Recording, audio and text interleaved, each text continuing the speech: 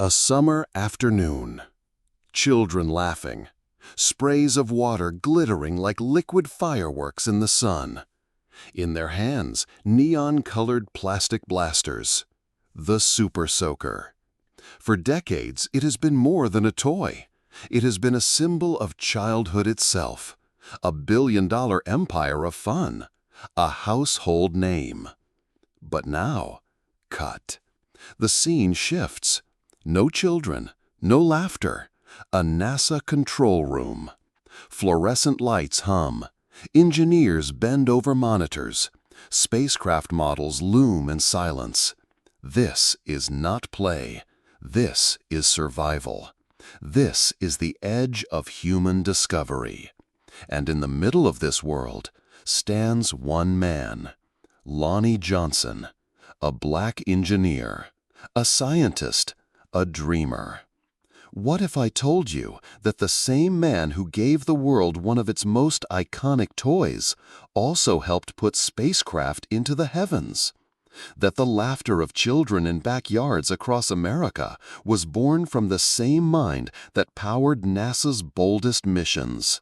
Flash, blueprints scatter across a desk, rocket engines roar, and in the corner of that same desk, a prototype of a toy gun. Plastic tubes, a pressurized tank, the first sketch of the Super Soaker. But Lonnie Johnson's story isn't just about invention. It's about genius overlooked. It's about battles fought in silence. It's about how one man turned rejection into revolution.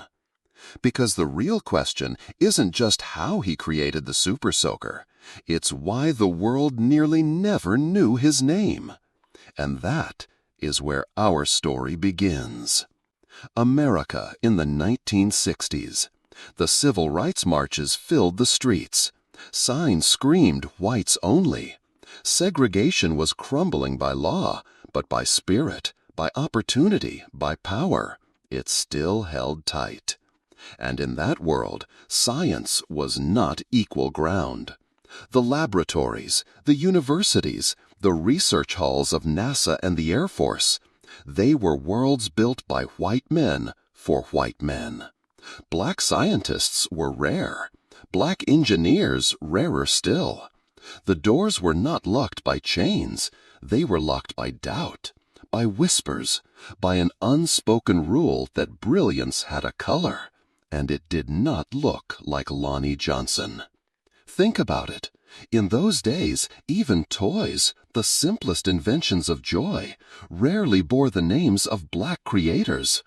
The idea of a black inventor breaking into billion-dollar industries, unimaginable. Meanwhile, at the very top of American ambition, NASA and the U.S. Air Force, the crown jewels of science, the engines of the space race.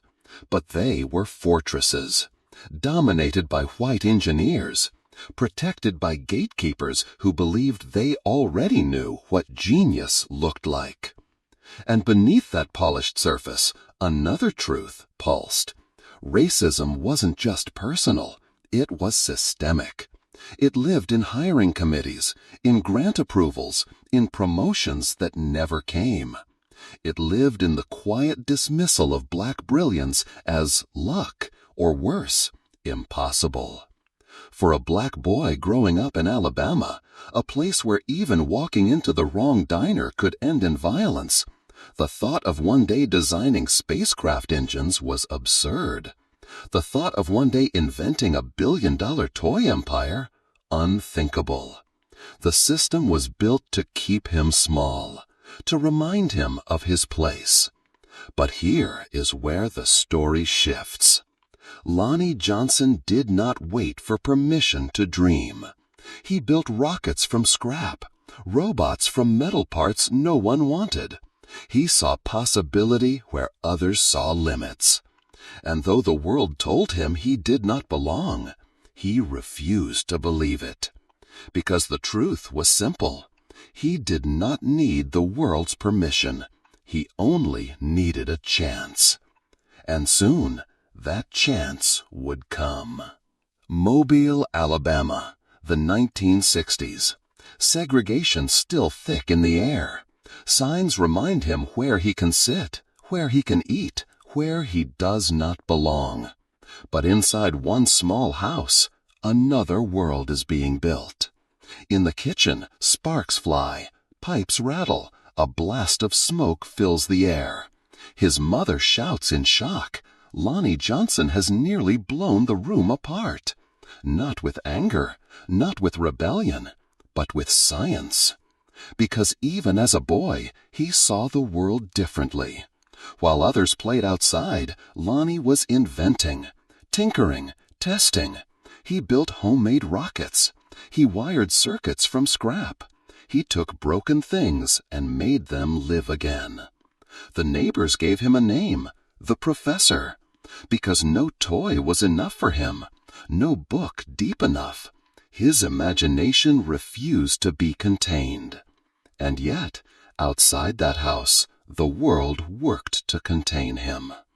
In school, teachers doubted him. Whispers reminded him of his place. But his mind was already moving beyond the limits they set.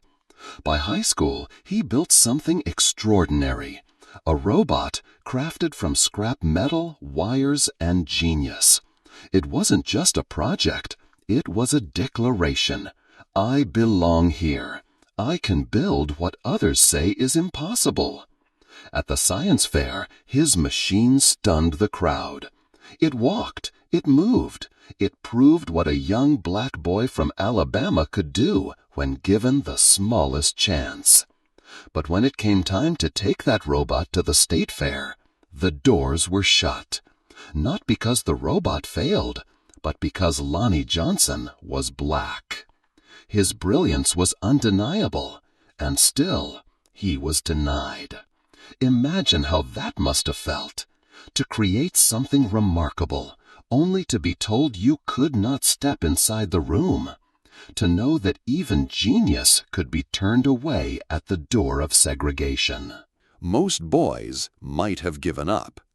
Most would have learned the lesson society wanted to teach: stay small.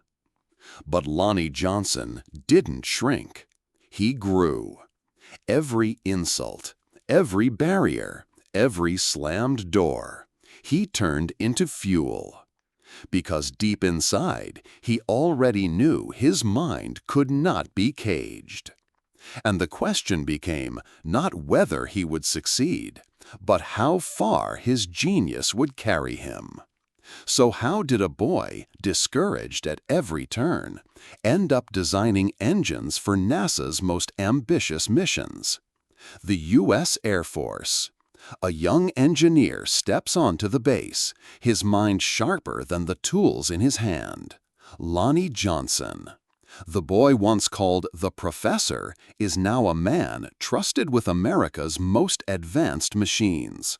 Stealth bombers, weapons powered by nuclear systems, projects so secret they were whispered only in coded briefings. And then NASA, the Jet Propulsion Laboratory, the brain of America's space race. Lonnie Johnson works on the Galileo mission, a spacecraft destined for Jupiter. Think about that. A kid once denied entry into a science fair is now helping design engines that will travel hundreds of millions of miles through the solar system. But even here, at the pinnacle of human achievement, the struggle follows him. In labs filled with white engineers, his brilliance is questioned, ideas dismissed, credit delayed. A quiet, grinding erosion of recognition. He solves problems others cannot. He builds systems others fail to understand. And yet, too often, the spotlight lands elsewhere. Because even in space, gravity pulls hardest on Earth. The gravity of prejudice, the weight of systemic doubt. Imagine how that felt. To carry a mind powerful enough to launch missions into the stars, but still be treated as if you were lucky just to be in the room. Lonnie Johnson knew this truth. His fight was not just against equations and physics. It was against perception, against the unspoken rule that he didn't belong, that he was exceptional despite who he was, instead of because of who he was. And so, while he labored on engines for Jupiter, he carried a second mission, a mission to prove again and again that his place in science was not a mistake. But here's the twist.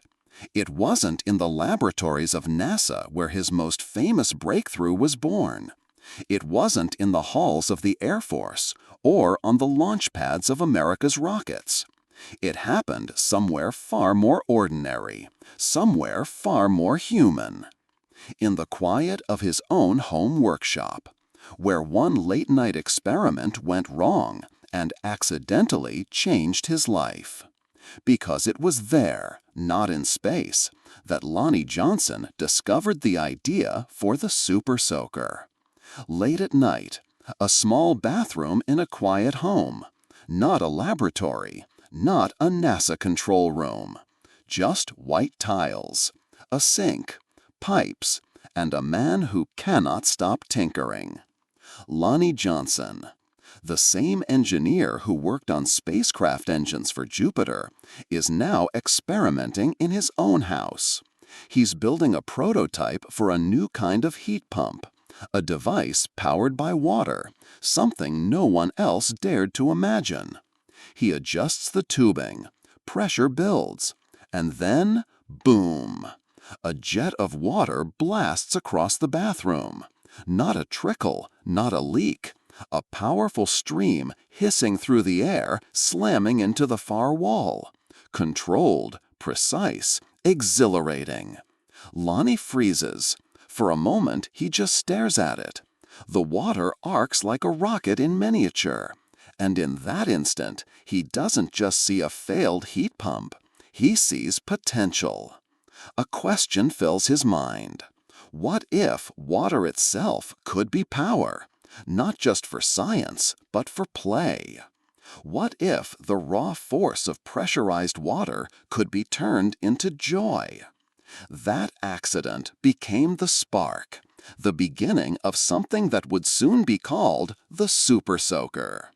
Late at night, a small bathroom in a quiet home. Not a laboratory, not a NASA control room. Just white tiles, a sink, pipes, and a man who cannot stop tinkering. Lonnie Johnson, the same engineer who worked on spacecraft engines for Jupiter, is now experimenting in his own house. He's building a prototype for a new kind of heat pump, a device powered by water, something no one else dared to imagine. He adjusts the tubing, pressure builds, and then, boom! A jet of water blasts across the bathroom. Not a trickle, not a leak. A powerful stream hissing through the air, slamming into the far wall. Controlled, precise, exhilarating. Lonnie freezes. For a moment, he just stares at it. The water arcs like a rocket in miniature. And in that instant, he doesn't just see a failed heat pump. He sees potential. A question fills his mind. What if water itself could be power, not just for science, but for play? What if the raw force of pressurized water could be turned into joy? That accident became the spark, the beginning of something that would soon be called the Super Soaker.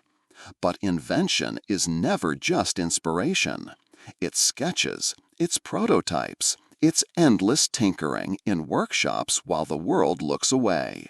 Lonnie builds, he rebuilds, he tests, each version stronger than the last, a toy unlike anything the world had ever seen. And then he takes it to the toy companies. He pitches, he demonstrates, he explains with the clarity of a NASA engineer. And one by one, they reject him. Too strange, too complicated, too risky. Doors close, executives laugh. Who would ever believe that a water gun, of all things, could change the toy industry? And who would ever believe that the greatest legacy of a NASA engineer might not be rockets, but a toy gun? It's 1989. After years of rejection, years of doors slammed in his face, Lonnie Johnson finally convinces a small toy company, Laramie, to take a chance. The prototype is bulky, the name is clumsy. They call it the Power Drencher. It hits the shelves, and at first, the response is modest. Kids love it, but the branding feels off. The spark not quite there. It's a ripple, not yet a wave. And then, 1991. The name changes, the design is refined, a new identity is born. The Super Soaker. And overnight, it explodes. Cinematic montage. Children running through neighborhoods, ambushing each other with neon blasters. Laughter echoing down summer streets. Water spraying like liquid fireworks under the sun. Toy stores stripped bare. Parents hunting them like treasure. Shelves emptied faster than they could be restocked. By the end of the summer, millions sold. By the end of the decade, hundreds of millions. The Super Soaker was not just a toy, it was a phenomenon. It turned backyards into battlefields of joy. It redefined childhood for an entire generation.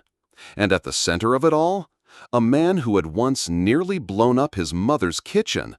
A man who once watched doors close on his genius. A man who turned an accident in a bathroom into one of the most successful toys in history. But here is the twist. Even as the world celebrated, Lonnie Johnson was still fighting. Not for sales, not for recognition from children, he already had that, but for respect, for the royalties he was owed, for the simple right to be remembered as the inventor of his own creation. Because the toy industry, like so many industries before it, was quick to profit, but slow to give credit, especially to a black inventor. His invention had conquered the world, but behind the laughter of children lay another battle. Would Lonnie Johnson be remembered as the genius who created the Super Soaker? Or would history erase his name, leaving only the toy, separated from the man who gave it life? The toy had changed everything, but what about the man? Imagine a toy so powerful, so iconic, it becomes more than a game. The Super Soaker. By the 1990s, it was everywhere. Backyards, beaches, city streets turned into summer battlefields. It cemented itself as one of the most successful toys in history, over $1 billion in sales. A cultural phenomenon, a symbol of joy. But for Lonnie Johnson, it was never just about a toy. With the earnings from his creation, he built something new. Not a blaster, not a gadget, but a vision. He founded his own research company, a lab dedicated to clean energy, to advanced batteries, to inventions that could power the future, not just entertain it. Because Lonnie Johnson never stopped dreaming. The boy once nicknamed the Professor never outgrew his imagination. He simply aimed it higher. But here's the weight beneath the triumph. Even after giving joy to millions of children, even after contributing to spacecraft that touched the stars, Lonnie still carried the struggle of being overlooked, still carried the sting of a world that often erased the names of black innovators. He was more than an engineer, more than an inventor. He was proof. Proof that brilliance can come from anywhere, from a kitchen in Alabama, from a bathroom accident, from a boy who refused to shrink in the face of doubt. He dreamed of building a better world, and he left behind more than laughter. He left behind a legacy of possibility. But his story asks us a question that lingers like an echo. If one man could break through against all odds, how many others never got the chance? How many black innovators were lost to history, their ideas stolen, silenced, or simply never given the light they deserved? The Super Soaker changed the world of play, but Lonnie Johnson's life asks us to look deeper, not just at what was invented, but at what was denied. A backyard filled with laughter, children drenched in water gripping bright plastic blasters. The Super Soaker, simple, joyful, unforgettable. But behind that toy lies something bigger, something heavier. Lonnie Johnson's story is more than water fights and childhood memories. It is a story of perseverance, of brilliance almost erased, of joy born from struggle. Because his invention should have been impossible. A black boy from segregated Alabama, turned Air Force engineer, turned NASA scientist, turned the mind behind a billion-dollar toy. And yet he was doubted, dismissed, undercredited. His triumph proves a truth the world often tries to forget. Genius has no color, no boundary, no place it is supposed to stay in. But here's the haunting question. How many Lonnie Johnsons have we lost? How many cures? How many revolutions? How many ideas that could have changed the world were buried under racism, ignored by institutions, stolen by those already in power? What would our world look like today if every mind had been given the chance to shine? We may never know, but we do know this. Lonnie Johnson's story is proof. Proof that brilliance can rise from anywhere, that imagination, even when denied, cannot be silenced forever. And so the responsibility falls to us. If his story inspired you, share it, tell it, keep his legacy alive. Because remembering Lonnie Johnson means remembering all those innovators history tried to erase. And remembering them means daring to believe that the future still belongs to those bold enough to imagine it.